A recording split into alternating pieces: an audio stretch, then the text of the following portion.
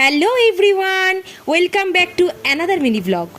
তো আমরা এখন ভোর 3:30 বেরিয়ে পড়েছি টাইগার হিলে সানরাইজ দেখার জন্য ঘুম ঘুম চোখে।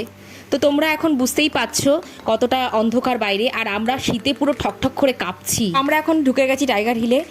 দেখতেই পাচ্ছ প্রচুর শীতের জিনিসের দোকান বসেছে, যারা আনতে ভুলে যায় তাদের কোনো প্রবলেম হবে না। এখন বাজে 5:20, আমরা প্রত্যেকে ওয়েট করছি। আমরা চলে এসেছি, বাট সূর্যি মামা এখনও আমাদের কাছে এসে পৌঁছায়নি।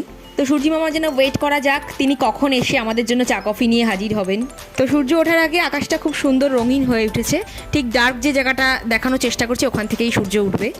তো আমরা সূর্য মামার জন্য ওয়েট করতে করতে বোর হয়ে গেছিলাম এবং কিছু ভিডিও আর ফটো তুলে নিয়েছিলাম। তো এখন ঠিক 5:30 বাজে, সানরাইজ হয়ে গেছে। তোমাদের সাথে অবশ্যই আমি সানরাইজের পরে একটা ভিডিও শেয়ার করব। তো আমরা এতটাই লাকি ছিলাম যে এত সুন্দর ক্লিয়ার ওয়েদারের জন্য কাঞ্চনজঙ্ঘা পুরো সুন্দর দেখতে পেয়েছি। তারপরে আমরা কিছু ফটোশ্যুট করে কফি খেয়ে রওনা দিয়ে দিলাম ঘুম বনেস্টির দিকে। সো